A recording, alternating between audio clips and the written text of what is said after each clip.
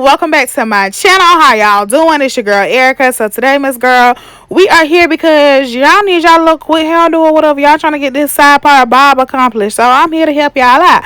So number one, check out my growth, girl. It's been a little journey. We're still growing. We still working. So I'm starting off with my Miel Rosemary Mint drops. Y'all done sold them out, but thankfully, I buy mine when they be buy one get 150% off. So I got a couple bottles on deck. You know what I'm saying? So I'm just greasing my edges, greasing my scalp real good, working it from the rooter to the tutor before we get started, really massaging that in there. And I will say, this is not an ad, this is not sponsored. I wish that it was though, but this stuff really do work. I feel like that's what has aided me in my growth or whatever, even though my edges this side a little bit sparse, but that's another story for another time.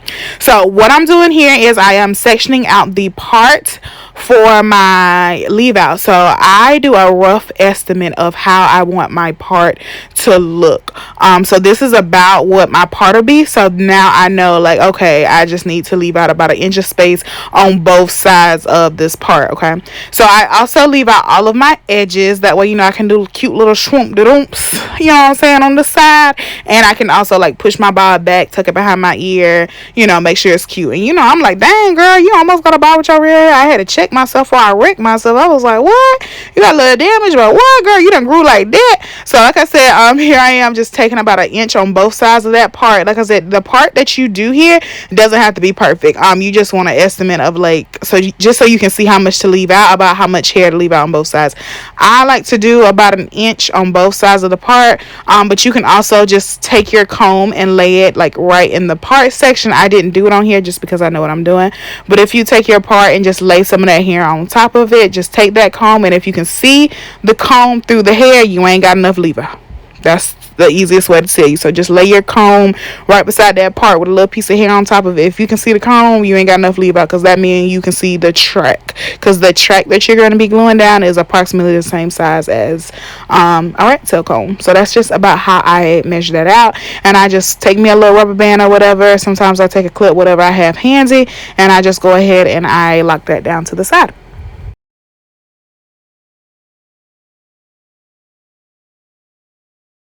So like I said, your parting for your leave out does not have to be perfect, but you want it as neat as possible. That way you can avoid, accidentally getting glue or any type of residue on your real hair. So it's very crucial that, you just have clean parting. It doesn't have to be 100% perfect, just good enough to your liking so it doesn't get in your hair or anything like that. So like I said, I rope off both of my sides just so I have a little hair in the front to leave, so I can really cover those front tracks, and as well as do me a couple edges. I can push it back a little bit. When I say push it back, I mean just like flip it back and then bring it back to the front, so you have like that little front tuft bang area piece. I don't really know the official word for it, but you know what I mean. Like I can literally push the hair back and still do like the little cute things with it. So you want to make sure that you do have enough hair on the sides to cover that track as well. So that's also why my side part looks like this. So now, because this is a braidless tutorial, because yes, I am that black girl that don't know how to braid, I just take my edge control and my little straight teeth comb, and I slick my hair down in a very tight, but well, I don't want to say it's tight, but a flat mushed up looking donut braid or whatever, just depending on my mood, just to get it as flat as possible under my install. And this method works for me. If you know how to braid, you can absolutely braid it down, do it works for you. But girl, I've not got there yet. I have tried to teach myself how to braid. I have went to class. I don't know how. It just some things ain't meant to be. God said if I gave her all these talents, what would I give everybody else? So he took away my ability to braid. I know how to plait though. I can do a plait. I just cannot do like cornrows, like straight backs for wigs and installs and stuff like that. But this little slick down thingy-bobble, it do the job, So I just take my rubber band, lock it down. I know what y'all say about rubber bands. It is what it is. But I didn't do it on here. You couldn't see it, but I had it soaking in some of my little rosemary hair drops, just so the rubber band is nice and oily, I guess, so it's not too damaging. And yeah, so this is what my little bun looks like. I don't put the edge control completely through my hair, just enough to slick it down and get it nice and flat underneath our dome cap. So once you do that, you want to go ahead and put your wig cap on. I just lay mine directly on my hair. When I say directly on my hair, as you can see here, I didn't cut it or anything. I lay it directly like right there where it is on the parting.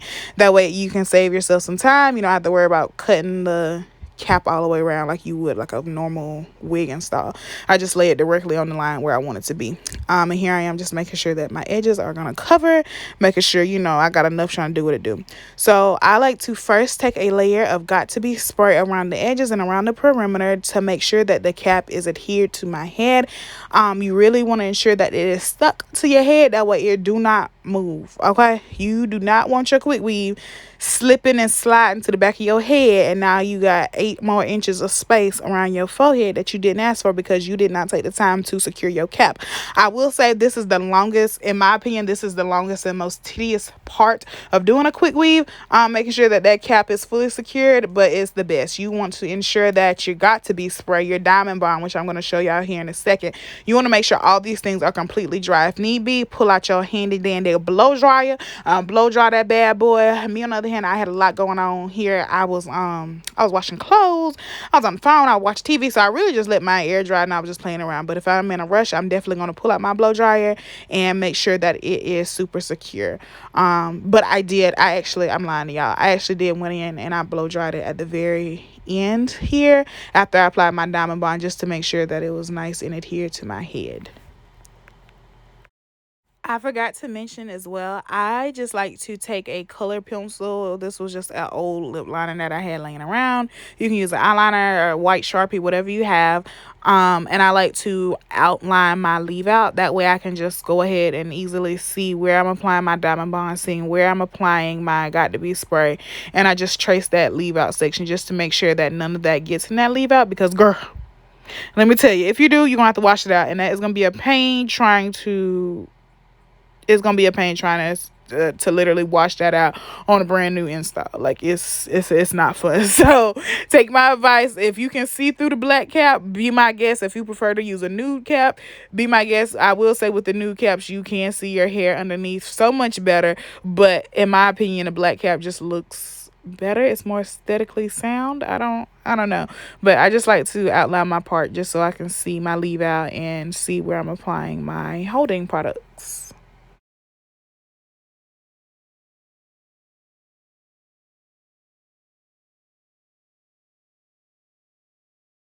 All right, so finally for the hair. So y'all, why ain't nobody tell me bob hair hadn't got so high? So I went back to Purple Pack. I got color number 1, and I got a 12-inch and a 10-inch. So when it comes to a bob, you know, typically you put the longer links in the back. When it comes to a bob, you put the shorter links in the back and work your way up. So I'm starting with the 10-inch hair. I only use this purple and red Quickweave glue. It's the best glue. I don't know what that other gray one is on the market for, because it is not that girl. Okay. And if you've ever seen one of my previous quick weave tutorials, this is literally like the easiest process y'all could ever do. This is the best skill that you can ever learn. That way, you know, you can always be able to depend on yourself just in case you get that Heyy boo text. You literally, just like you did in school when you was cheating off of Wikipedia and where else, you literally just cut, copy, and paste when it comes to a quick weave. When I say cut, measure your track to your head size, as you see that I did with this here track, and you do it again. So once you measure it, you cut it, you copy it, and you paste it. Literally, see how I'm just pasting that on my head, making sure that I'm applying enough pressure all around that track, ensuring that it's glued to my head. If you have any issues, hit it with your blow dryer and she will lock down. When it say 30 seconds since she's stuck, 30 seconds since she's stuck. Understand me? Literally just keep copying and pasting. Measure the track to your head, cut that, copy that piece again and again and again, and paste it on your head. It's very simple. And it's just a repetitive process. When it comes to bobs, I don't do anything special.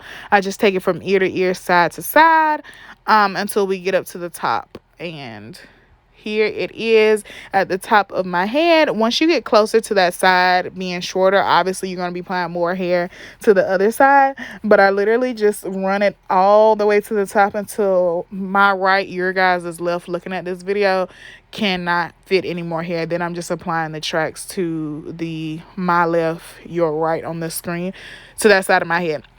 And as you can see, I do like to curve my tracks on my left, your right, like where my bang is for that side of my head, I do like to curve my tracks a little bit just so they give me a little bit of volume.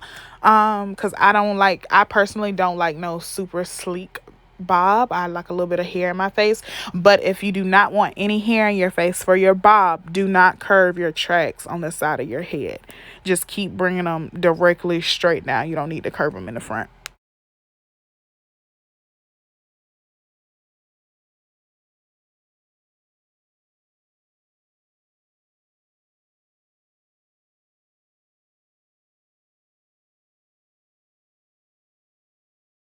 And like I said, yeah, just keep going with the process. I did want to include this little clip for y'all just so y'all can see it's such a easy and forgiving process.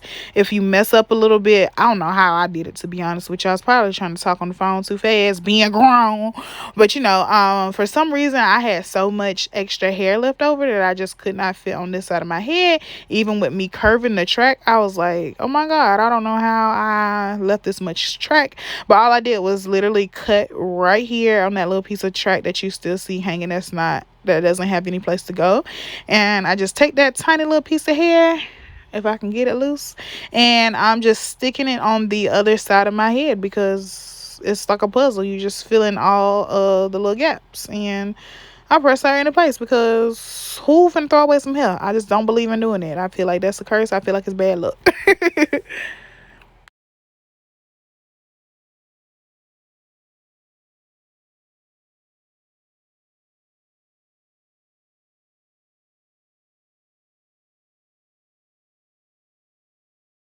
Okay, y'all, so once your hair is completely full, as you can see here, both sides are completely full.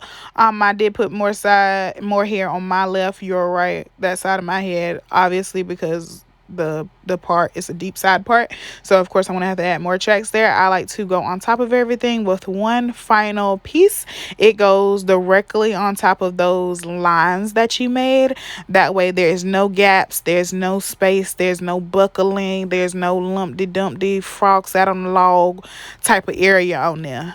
And you pretty much hit, Miss Girl, So this is the tedious part. I literally just hold my breath, take my wide tooth comb with each pass, and you just want to play around with how short you want it. Start long, go shorter. You can always take some more off. You cannot put it back on once it's already been cut. So if this is your first time, just sit down right in front of the mirror, comb as you go, take little snippets at a time, and you'll be fine. I will say I was trying to film this. Well, I was filming this in front of my vanity, but I ended up moving a couple of my mirrors around so I can see. But I'm showing y'all how I cut my bobs. I did have to cut the rest in the bathroom when it comes to the back of my head, but I pretty much just measure it and just keep going. Like I start on one side and I just carry it all the way around. If you need to, you can sit in front of two mirrors, but I promise you it's not that hard. Take tiny pieces at a time if you feel like you're gonna mess up, or you can even just take your guide, like I did this little piece here just to show you guys, and just carry that one piece of guide all the way around if you just can't like walk your scissors straight around your head like that. But it was pretty simple. You can also take a razor comb to the end of your hair, just on the ends, if it's a little bit uneven, where you couldn't see the back, and that will smooth it all out. So if you get one of those little tinkle, what do they call it, the little tinkle razor comb attachment pieces, one of those little cheap, they're like $2, a little razor combs, do that across the end of your bob, and that will blend out any place that you feel like it's just jagged, you couldn't get it smooth because you couldn't see the back of your neck. And girl, you are set to go. You are golden.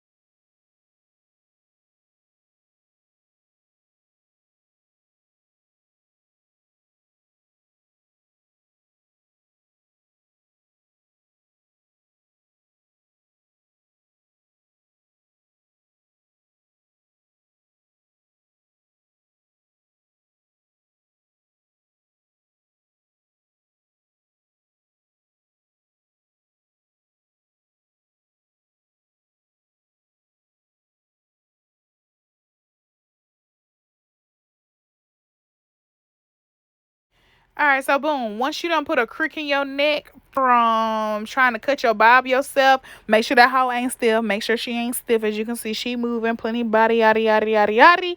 Now we're going to go in and cut out our leave out. Please be careful with this stuff, guys. I had to go in and put a little metal clip right there because for some reason, I can never cut my cap without cutting my hair. I just don't understand. Maybe it's a sign that I really need to learn how to braid because I be real life just snipping off some of my hair when I cut that leave out section. Like, it never fails. But one hack that I've started doing, as you can see here, I just take the metal piece of my comb, lift it up, poke a hole in it, and that's been saving me a little bit. And then I just let it, as you can see here, dang, I did cut it right there. I ain't even noticed it.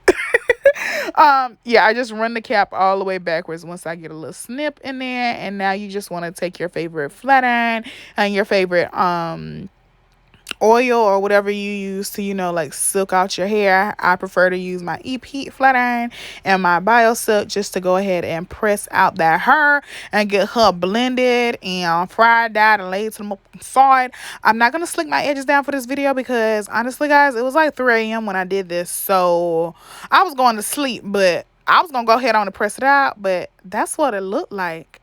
It's giving body, yada, yada, yada, yada. It's giving don't play with her. Don't play with it. Don't play with it. Don't play with it. Come on, baby. Don't play with it, And this is the part that I was telling y'all about. I can literally push it back a little bit. I can take it behind my ear. I can give cute, you don't want to bump the ends, but you just want to keep it smooth. Thanks for watching. So, yeah. Don't forget to like, comment, subscribe, and follow me on all my social platforms. Love ya.